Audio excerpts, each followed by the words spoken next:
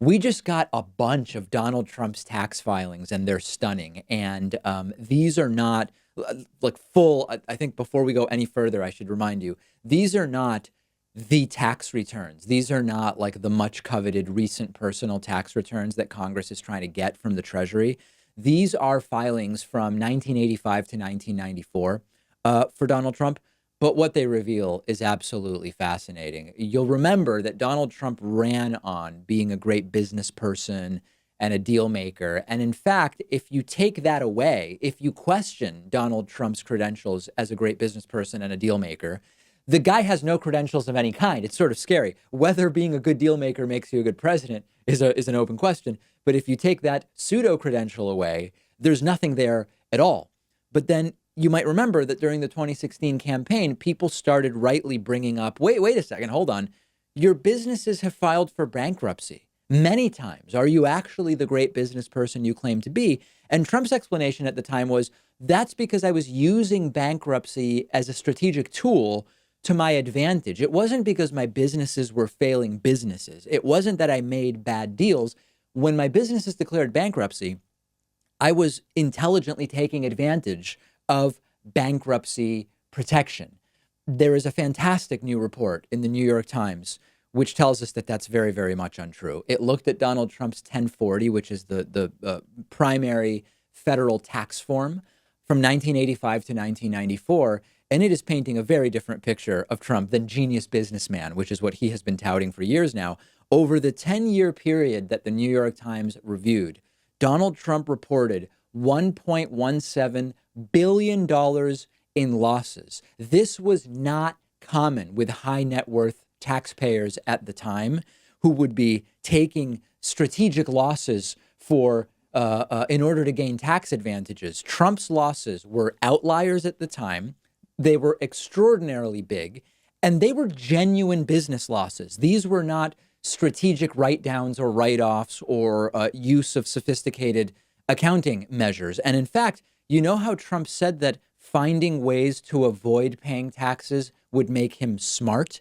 There was nothing smart about this. Trump avoided federal income taxes for 8 of the 10 years that were reviewed, not because of tricky or sophisticated accounting maneuvers. He straight up lost a ton of money and therefore avoided paying taxes during 8 of the 10 years that the New York Times reviewed. And more importantly, Donald Trump's staff have been continuing to tell massive and demonstrably false lies about all of this. The New York Times was working on this story. So they went to Donald Trump's team to get a comment about what they had uncovered. And a senior official said to them, quote, "The president got massive depreciation and tax shelter because of large scale construction and subsidized developments. That is why the president has always scoffed at the tax system and said you need to change the tax laws. You can make a large income and not have to pay a large amount of taxes."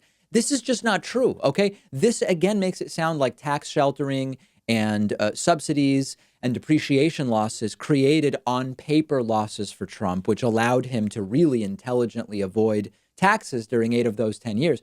Those are flat out lies. And in fact, a lawyer for Donald Trump put out a statement saying that what the New York Times is claiming about Trump is, quote, demonstrably false. But when that lawyer was asked, well, what's an example of something that's demonstrably false? If it's demonstrably false, demonstrate that it's false. And Trump's lawyer was unable to actually cite a single specific claim that is demonstrably false. So what we've learned here is that Donald Trump's tax avoidance during these specific years was not this enlightened, proactive tax strategy. It was indicative of an unstable and poorly run business that was losing actual money, period. Now, with Trump, there's always usually lurking in the background a dose of hypocrisy that we can often find if we look at his tweets. And in fact, Trump tweeted in 2012 that, quote, "half of Americans don't pay income tax despite crippling government debt, as if they're bad people." Well, Trump was one of those people for 8 of the 10 years that the New York Times reviewed in the mid 80s and the mid 90s. And if we ever actually got Donald Trump's more recent tax returns, my guess is we would find out that he was also one of those people not paying federal taxes at the same time that he sent a tweet criticizing that, quote, "nearly half of Americans don't pay income tax." This morning, Trump clearly rattled by this, put out a tweet, actually a two-tweet word salad, which read, quote, "Real estate developers in the 1980s and 1990s, more than 30 years ago, were entitled to massive write-offs and depreciation, which would, if one was actively building, show losses and tax losses in almost all cases. Much was non-monetary, sometimes considered tax shelter. You would get it by building or even buying. You always wanted to show losses for tax purposes. Almost all real estate developers did, and often renegotiate with banks. It was sport. Additionally, the very old information put out is a highly inaccurate fake news hit job." Almost everything he said in there was not true. The sort of common nature of what was revealed in Trump's tax filings is not actually common. The idea that Donald Trump's losses were only on paper losses for the reasons he's citing is not true. I mean, none of this is true. It's certainly not fake news. And it's actually been confirmed by looking at the tax filings of his dad, Fred Trump, at the time. They were involved in a lot of the same projects financially, and everything absolutely matches up. So why do we care about this? We care about this because, number one, Trump has gone crazy to prevent his more recent tax returns from being released. And now we have proof that Trump has lied about his tax history. He lies and his advisors lie about the characterization of why he shows losses on many years. And we know that it's very, very likely on this basis that Donald Trump is just not nearly as rich as he has claimed to be. He's an egomaniac. That would upset him if it were confirmed. But maybe more importantly, people this far in the red, people who are losing this much money, are subject to, are easier to manipulate and to take advantage of, which is exactly what many of the investigations into Trump are looking at. Russian oligarchs laundering money through Trump's businesses over the more recent years. The problems with sketchy Deutsche Bank dealings. Saudis using Trump's properties to launder money. Later on today, I'm going to tell you about a connection to the second in command in Nicolas Maduro's regime involved in real estate purchases from Trump organization businesses. And lastly, if you look into the detail of this investigation, you can pick almost any number that is in the tax filings and investigate it, and you might find something sketchy. Like, for example, in '89, there was a $52 million interest payment. What is that? That number alone might have an entire history behind it, which could be anything. It could be nothing, or it could be more sketchy and strange behavior. We need Trump's more recent tax returns. Hopefully, Democrats in the House can get them sooner than later so that we can actually learn the full scope of this. And most Americans want to see those tax returns. Every other candidate in the last 40 years has released their tax returns. We've got to see them, and hopefully the House Ways and Means Committee will ultimately be able to get them.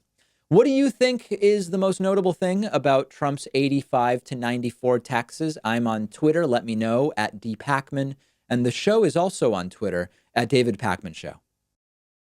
Today's program was made possible in part by BetterHelp.com/Pakman. BetterHelp is an online service that gives you access to your own experienced, fully licensed therapist via phone, video, and text. When you see a therapist in person in their office, it can take 3 weeks on average before you're able to get in for your first appointment. But with BetterHelp, you're matched with a therapist who fits your needs within just 24 hours, and you get the same professional service. And the best part is that BetterHelp is less expensive than seeing a therapist in person as well. Plus, you will have totally unlimited access to the therapist. You can talk to them whenever you want on your phone or computer. And because BetterHelp believes in what they do, they also have a full money-back guarantee. If you're not happy with the service, you'll get a full refund, no questions asked. All of their therapists go through an extensive vetting process and are required to have at least 3 years of experience before joining BetterHelp. So you know you're getting someone who's fully qualified to help you. But if you don't think that your therapist is a good fit, BetterHelp lets you switch to someone new at any time. If you've been thinking about getting involved with therapy, you should really check out BetterHelp. Just click the link underneath this video.